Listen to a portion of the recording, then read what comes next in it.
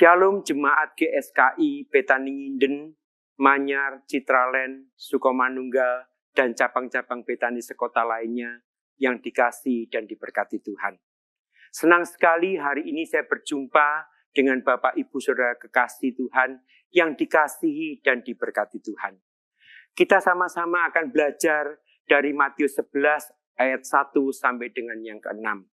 Namun sebelum saya membacakan atau menceritakan dari apa yang akan kita baca, saya mau tanya kepada Bapak Ibu Saudara kekasih Tuhan, apakah di antara Bapak Ibu ada yang tidak pernah kecewa? Sekali lagi pertanyaan saya, apakah di antara Bapak Ibu yang tidak pernah kecewa? Tolong dijawab dalam hati masing-masing. Di dalam Matius 11 ayat 1 sampai dengan yang ke-6 diceritakan bagaimana yang namanya Yohanes Pembaptis saat itu adalah sebagai nabi yang berani menegur banyak orang berdosa, termasuk Raja Herodes yang berkuasa saat itu, sehingga Yohanes Pembaptis harus dimasukkan dalam penjara. Apa yang ditegurkan oleh Yohanes Pembaptis kepada Raja Herodes? Karena Raja Herodes mengambil istri dari Herodias, sehingga perbuatan dosanya ditegur langsung oleh Yohanes Pembaptis, sehingga dia harus masuk ke dalam penjara. Saat Yohanes Pembaptis memperkenalkan Yesus juga sebagai Mesias, namun ketika ia di dalam penjara, keyakinan Yohanes Pembaptis ini menjadi goyah dan dia mengutus 2 muridnya untuk bertanya kepada Yesus. Saudara bisa baca di dalam Matius 11 ayat 3 sampai dengan 5. Hari ini kita akan belajar dari Matius 11 ayat yang ke-6 yang tertulis demikian. Berbahagialah orang yang tidak menjadi kecewa dan menolak aku. Bapak Ibu Saudara kekasih Tuhan, setiap kita pasti pernah mengalami yang namanya kecewa. Kecewa itu muncul bukan karena faktor keadaan, tetapi karena reaksi dari diri pribadi orang tersebut dalam menyikapi keadaan yang dialaminya.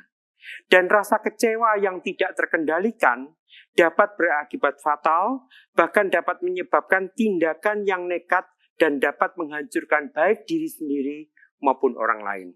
Dengan kata lain, kecewa dapat membuat orang baik menjadi jahat dan dapat memicu terjadinya hal-hal yang buruk.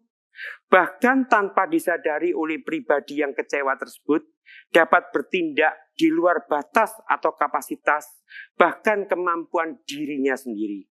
Di dalam Alkitab banyak ditulis contoh-contoh mengenai mereka-mereka yang kecewa.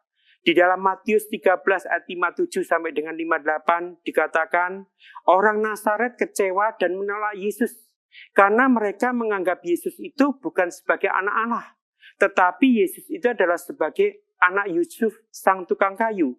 Akibatnya apa, saudara? Sehingga tidak banyak terjadi mujizat di kota Nazaret. Yang kedua, di dalam Markus 10 ayat 20 sampai dengan 22, dikatakan di mana anak muda yang kaya kecewa karena untuk mengikut Yesus, anak muda ini harus kehilangan harta bendanya yang banyak, barang-barangnya yang berharga. Oleh sebab itu, anak muda ini kecewa dan meninggalkan Tuhan Yesus. Nah, hari ini kita belajar sikap apa yang harus dimiliki saat kita menghadapi keadaan yang tidak kita sukai sehingga kita mudah kecewa. Ada 4 poin yang saya ingin sampaikan kepada Bapak Ibu Saudara kekasih Tuhan. Yang pertama, di dalam Filipi 3 ayat 13 dikatakan, saudara-saudara, aku sendiri tidak menganggap bahwa aku telah menangkapnya, tetapi ini yang kulakukan. Aku melupakan apa yang telah di belakangku dan mengalihkan diri kepada apa yang di depanku. Poin yang pertama dari Filipi 3 ayat 13 ini dikatakan, hendaknya kita selalu memandang ke depan. Dengan kata lain, kita harus bangkit dari kekecewaan itu. Tuhan mempunyai rancangan damai sejahtera buat saudara dan saya, yaitu memberikan hari depan yang penuh dengan segala kebaikan, hari depan yang penuh dengan segala pengharapan, hari depan yang penuh dengan segala keberhasilan dan berkat-berkat Tuhan yang luar biasa. Kita harus pandang masa depan kita, yang penuh dengan kepastian, karena kita tidak berjalan sendiri, kita berjalan bersama Tuhan, karena rencana Tuhan itu indah pada waktunya buat kita semua. Kalau mungkin saat ini kita melihat apa yang telah terjadi sejak awal tahun 2020, di awal tahun di mana di ibu kota negara Indonesia terjadi banjir yang besar-besaran, kemudian disusul dengan berbagai kejadian dan musibah. Bahkan yang terakhir, tanggal 2 Maret, pemerintah mengumumkan bahwa sejak tanggal itu ada yang namanya COVID-19 masuk di Indonesia. Dan sampai dengan hari ini, banyak mereka yang terkena virus yang namanya COVID-19 ini. Bahkan jumlah yang terkena COVID-19 ini hampir lebih dari 4.000 orang. Bapak, Ibu, Saudara kekasih Tuhan, kalau kita melihat keadaan apa yang ada saat ini, mungkin kita bisa kecewa. Mungkin kita bisa bertanya kepada Tuhan, Tuhan, bagaimana hal ini terjadi? Aku punya usaha, aku punya suatu kegiatan, aku punya rumah makan, aku punya segala sesuatu yang sudah aku investasikan. Tetapi bagaimana dengan keadaan yang ada?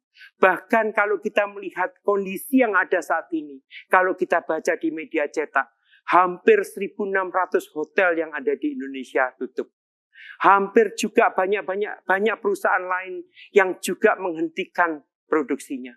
Bahkan mereka juga banyak mem-PHK karyawannya.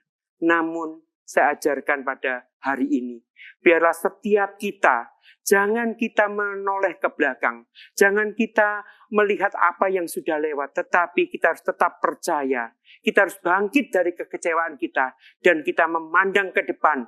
Karena apa yang kita lakukan, memandang ke depan bersama Tuhan, ada jalan keluar dan ada pertolongan yang Tuhan nyatakan. Amin, Bapak Ibu. Yang kedua, di dalam Mazmur 55 ayat yang ke-22, firman Tuhan tertulis demikian. Serahkanlah khawatirmu kepada Tuhan, maka Ia Tuhan akan memelihara engkau. Tidak untuk selama-lamanya dibiarkannya orang benar itu goyah. Yang kedua, kita harus menyerahkan segala khawatir kita hanya kepada Tuhan. Jangan menyerahkan khawatir kita kepada orang lain. Mungkin kita bisa menyampaikan kekhawatiran kita, tetapi orang lain yang kita laporin ini tidak akan bisa menolong kita. Yang bisa menolong kita hanya Tuhan kita Yesus Kristus. Tuhan yang saya sembah, Tuhan yang Bapak Ibu sembah. Tuhan mengajarkan agar kita menyerahkan seluruh kekhawatiran kita kepada Dia. Karena rasa khawatir yang terus-menerus dapat membuat kita kecewa pada orang-orang yang ada di sekitar kita.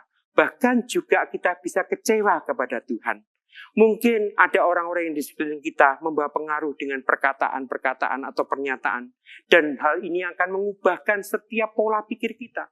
Yang tadinya kita percaya penuh kepada Tuhan. Tetapi orang lain mengatakan, wah sudahlah, tidak mungkin Pak. Hal itu tidak mungkin terjadi dengan kondisi yang sedemikian. Kita harus tetap percaya bahwa hanya Dia Tuhan yang satu-satunya yang sanggup menolong saudara dan saya. Dalam Matius 6 ayat 27, firman Tuhan dikatakan demikian. Siapakah di antara kamu yang karena kekhawatirannya dapat menambahkan sehasta saja pada jalan hidupnya? Di dalam Filipi 4 ayat yang ke-6 dikatakan, janganlah hendaknya kamu khawatir tentang apapun juga, tetapi nyatakanlah dalam segala hal keinginanmu kepada Allah dalam doa dan permohonan dengan ucapan syukur. Jelas sekali Filipi 4 ayat 6 dikatakan, janganlah hendaknya kamu khawatir tentang apapun juga, tetapi kita harus menyatakan segala keinginan kita kepada Allah. Dia yang Tuhan sebagai Tuhan yang kita sembah. Dia adalah Bapa yang penuh kasih kepada kita. Kita bisa lapor kepada Dia. Tuhan, ini lo masalahku. Ini lo pergumulanku. Ini lo persoalanku. Aku percaya Tuhan yang sanggup menolong aku.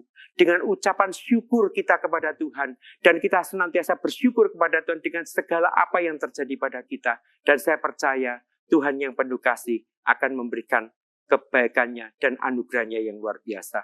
1 Petrus 5 ayat 7 dikatakan, serahkanlah segala kekhawatiranmu kepada Tuhan, sebab Ia yang memelihara kamu. Itu poin yang kedua. Poin yang ketiga dikatakan di dalam Mazmur 31 ayat 21, tertulis demikian. Terpujilah Tuhan, sebab kasih setianya ditunjukkannya kepadaku dengan ajaib pada waktu kesesakan. Poin yang ketiga, kita harus ingat kasih Tuhan. Karena apa? Karena kalau kita ingat kasih Tuhan yang luar biasa pada kita, maka kita akan mematikan setiap potensi kekecewaan yang ada pada kita. Yang terakhir, yang keempat, di dalam Roma 5 ayat 5 maksud saya. Dan pengharapan tidak mengecewakan, karena kasih Allah telah dicurahkan di dalam hati kita oleh Roh Kudus yang telah dikaruniakan kepada kita. Yang terakhir, Tuhan menghendaki supaya kita tetap berjalan dalam keteguhan dan pengharapan kita hanya kepada Tuhan. Sebagai orang percaya, kita memiliki pengharapan yang pasti di dalam Tuhan. Sekali lagi saya katakan, sebagai orang percaya kita memiliki pengharapan yang pasti di dalam Tuhan. Karena melalui kematian Kristus Yesus di kayu salib dan melalui kuasa kebangkitannya merupakan jaminan buat kita dan pengharapan kita sebagai wujud iman kita hanya kepada Tuhan. Jemaat GSKI Petani Nginden, Manyar, Citralen, Sukomanunggal, dan cabang-cabang yang lain. Saya percaya hari ini firman Tuhan yang sudah saya bagikan akan membawa suatu kekuatan yang luar biasa buat saudara dan saya. Akan menjawab setiap apa yang menjadi tantangan kita. Akan menjawab setiap apa yang menjadi pergumulan kita. Kalau kita mau melakukan apa yang menjadi kehendak Tuhan, lakukan apa yang Tuhan maui. Ada bagian yang kita lakukan, ada bagian yang Tuhan kerjakan buat kita. Maka saya percaya mujizat Tuhan masih ada buat kita. Dan masih ada Tuhan untuk menolong saudara dan saya. Amin.